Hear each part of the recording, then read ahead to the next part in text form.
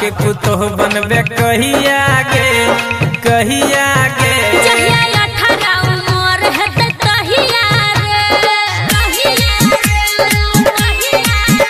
हमरा पापा के पुतोह बनबे कहिया गे हाँ कहिया गे कन्या बन के अभी घरे कहिया गे हाँ कहिया गे हाँ कन्या बन के घरे अभी कहिया गे कहिया गे हमरा पापा के पुतोह बनबे कहिया गे कहिया गे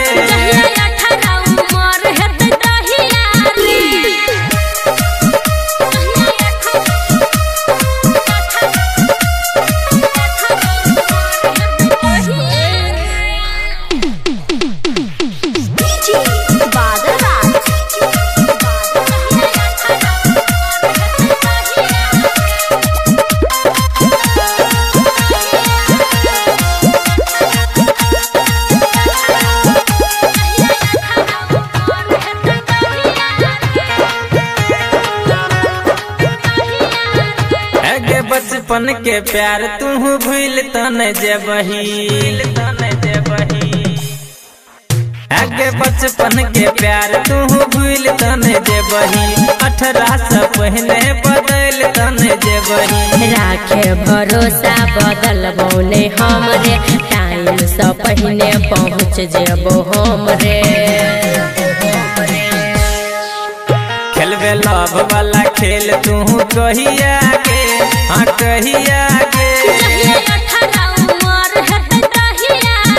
हमरा पापा के पुतोह बनबे कहिया गे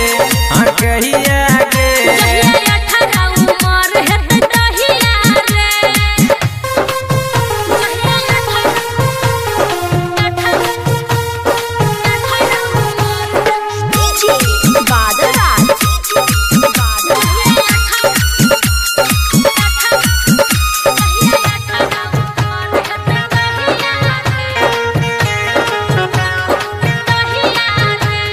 साचे कहै छी अब रहल नहीं जाइए अगे साचे कहै छी अब रहल नहीं जाइए तोहर जुदाई अब सहल नहीं जाइए कुछ दिन और दिल के समझा ले दै छियो किस मन के तू बुझा ले अगे ज्ञानू घर जब ही गोरी कहिया गे हाँ कहिया गे हमरा पापा के पुतोह बनबे कहिया गे हाँ कहिया गे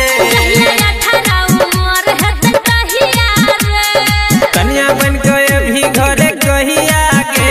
हाँ कहिया गे हाँ कन्या बन के घरे अभी कहिया गे कहिया गे हमरा पापा के पुतोह बनबे कहिया गे हाँ कहिया गे 18 कैला तो 20 पुगा दही तब अभिया।